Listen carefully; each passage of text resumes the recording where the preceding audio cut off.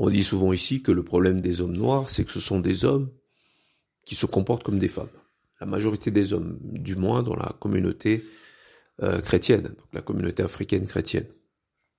Donc ce sont des hommes qui se comportent comme des femmes. L'homme noir est une femme noire.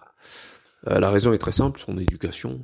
Par exemple, au Congo, on va estimer que l'éducation doit être faite par la mère. Hein. C'est la mère qui éduque les gosses, donc elle a primauté sur les gosses. Donc on va lui laisser les gosses pour qu'ils soient bien éduqués. Et elle ne peut donner que ce qu'elle a, donc ça, ses perspectives à elle. Et souvent, il y a très peu de relations, de privilèges dans les hommes et leurs garçons. Et même lorsqu'il y a des relations, ce sont souvent des hommes avec des caractéristiques de femmes. Des hommes qui souhaitent bon anniversaire, des hommes qui font des câlins, des hommes qui parlent de choses et d'autres, mais qui ne sont pas directs. On va parler d'hommes maniérés. La femme, ne supportons que deux types d'hommes. L'homosexuel et l'homme maniéré. Vous vous rendrez compte que l'homme africain est un homme qui a facile avec les femmes. C'est parce qu'il est très maniéré. C'est un homme maniéré. Maniéré, c'est-à-dire que c'est un homme qui n'est pas direct, il n'est pas cash. Comme par exemple le maghrébin, ou l'arabe, ou peu importe. Il ne dit pas ce qu'il pense, il ne pense pas réellement. C'est quelqu'un qui est toujours mitigé dans son opinion.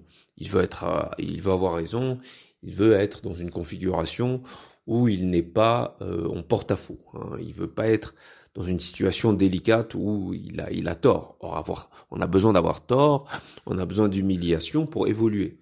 Mais l'homme noir, il pense qu'il va évoluer, il pense qu'il va grandir sans humiliation, sans défaite, etc. Ce qui fait que lorsque vous discutez avec lui, souvent c'est un homme qui veut souvent sauver les apparences. Il ne veut pas vraiment discuter. Il veut paraître super, génial, etc. Parce que c'est un homme vagin. En général, les hommes africains sont, pour la plupart, beaucoup d'entre eux du moins, sont des hommes vagins. Donc ils n'arrivent pas à comprendre qu'il y a une caractéristique propre à l'homme qui est qu'il les cache. Un homme se dit ce qu'il pense. On a l'impression parfois quand on discute avec un homme noir qu'il n'a pas eu de père. Souvent le père est présent, mais il est présent et absent en même temps. En fait, les caractéristiques qu'on retrouve chez les hommes qui ont manqué de père, on les retrouve beaucoup chez l'homme noir, surtout sur le plan comportemental. En général, les hommes qui ont manqué de présence masculine ou de présence du père, ce sont des hommes qui ne disent pas ce qu'ils pensent. Et quand ils ne disent pas ce qu'ils pensent, ils doivent compenser par autre chose, comme la diplomatie, la pédagogie. Ils s'expriment très bien. Les Africains s'expriment très bien, mais ils ne disent pas grand-chose. Ils ne savent pas trancher.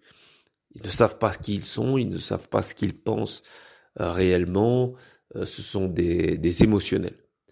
Des émotionnels, et surtout ce sont des hommes qui ne supportent pas l'opinion tranchée. C'est pour ça que dans le cercle ici, je vais énerver des gens. Il y a des frères qui, quand ils vont écouter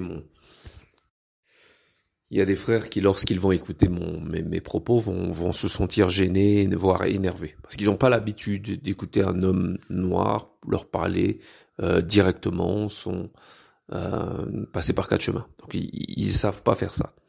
Ils ont l'impression que c'est mal, c'est comme une femme. Les femmes ont besoin, parce qu'elles n'ont pas la force physique, elles n'ont pas la volonté de puissance, elles ont besoin de faire que leur message passe. Ils ont besoin d'être dans des rôles. Ils ont besoin d'être dans des rôles. Par exemple, ils aiment bien les rôles supérieurs, un peu comme les femmes. Vous savez, quand une femme est grande sœur, elle doit dire à tout le monde, oui, moi je suis grande sœur, moi je suis la grande, moi je suis machin. Mais c'est un truc très féminin. Mais vous retrouverez ça chez les hommes noirs. Moi, je suis le grand frère, moi, je suis l'aîné, moi, je suis... Voilà. Et il a besoin de rôle, il est comme la femme. Donc, la femme le fait pour compenser un phallus qu'elle n'a pas, mais l'homme le fait parce qu'il singe la femme. Il n'a que le rôle. Les hommes noirs sont des hommes très maniérés. C'est très difficile pour eux même d'avoir une conversation avec leurs petits, que ce soit leurs neveux, leurs fils, et consorts. Ils ont beaucoup de mal. Ils n'y arrivent pas parce que ils savent plus ce que c'est que d'être des hommes. Qu'est-ce qu'ils vont leur apprendre? Ils ont rien à leur apprendre. Faire la guerre, ils évitent la guerre. Se battre, ils se battent pas. Ils se bagarrent pas. Ou du moins, ils se bagarrent pas pour la nation, pour une cause. Ce sont des politiques. Ils aiment la politique. Ce sont pas des révolutionnaires. Ils aiment très peu. Ils ont pas le courage de la révolution. C'est pas leur truc. Ils ne savent pas ce que c'est que la loyauté, parce que la loyauté demande de l'intégrité. Et surtout, ça demande un avis radical, un avis tranché, donc un avis masculin, un avis d'homme. Et comme l'homme noir ne dit pas ce qu'il pense, parce qu'il n'a pas été éduqué selon les caractéristiques et les attentes d'un homme, donc les attentes qui conduisent au nationalisme. C'est un nationalisme de rêveur qui est le nationalisme noir. Vous pouvez avoir par exemple le Congolais qui va avoir un nationalisme qui est nostalgique d'un passé dans lequel il était mieux loti, d'un passé qui est celui de Mobutu qui a trahi l'image symbolique même du Congo, qui est Patrice Lumumba. Donc eux ne le voient pas comme ça, eux continuent à être dans la nostalgie du confort qu'ils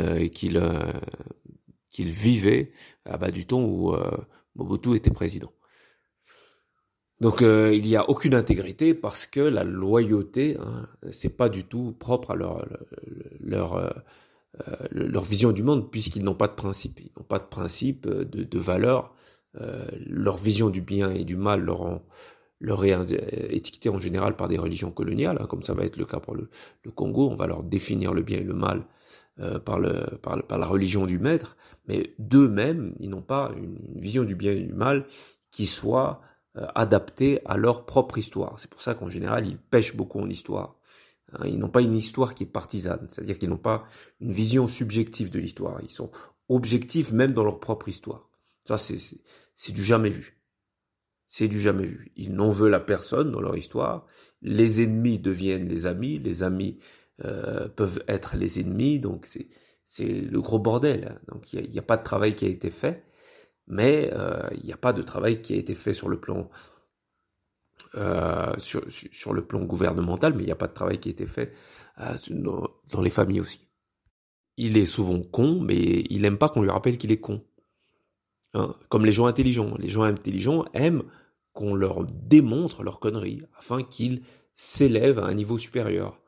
Alors que les nôtres, étant fondamentalement cons, parce que éduqués pour le rester, ils vont détester qu'on leur rappelle leurs conneries, parce que leur finalité n'est pas tant d'émerger. Leur finalité est de paraître intelligent, même dans la connerie. Et c'est pour ça qu'on a des hommes de grands discours, mais c'est des discours qui ont pour finalité de séduire, pas des discours qui ont pour finalité de comprendre le problème dans lequel nous sommes et pour en sortir. C'est pourquoi vous voyez tous ces kamites empêtrés toujours dans les mêmes théories depuis 10 ans. Et comme ce sont de grands blablateurs, ils ont peur d'être surpassés. Ce qui fait qu'ils vont percevoir la pensée novatrice comme une pensée ennemie. C'est-à-dire qu'il y a beaucoup de compétition dans ces milieux-là. Dans les milieux afrocentrés, dans les milieux kamites, dans les milieux panafricains, c'est la compétition. On veut faire valoir les héros du passé, mais on refuse de reconnaître les héros modernes. Et les héros modernes, ce ne sont pas des célébrités, ce sont des pensées innovantes. Mais il n'y a pas de pensée innovante, c'est pour ça qu'on reste empêtré dans des hommages à l'égard donc du panafricanisme et consorts.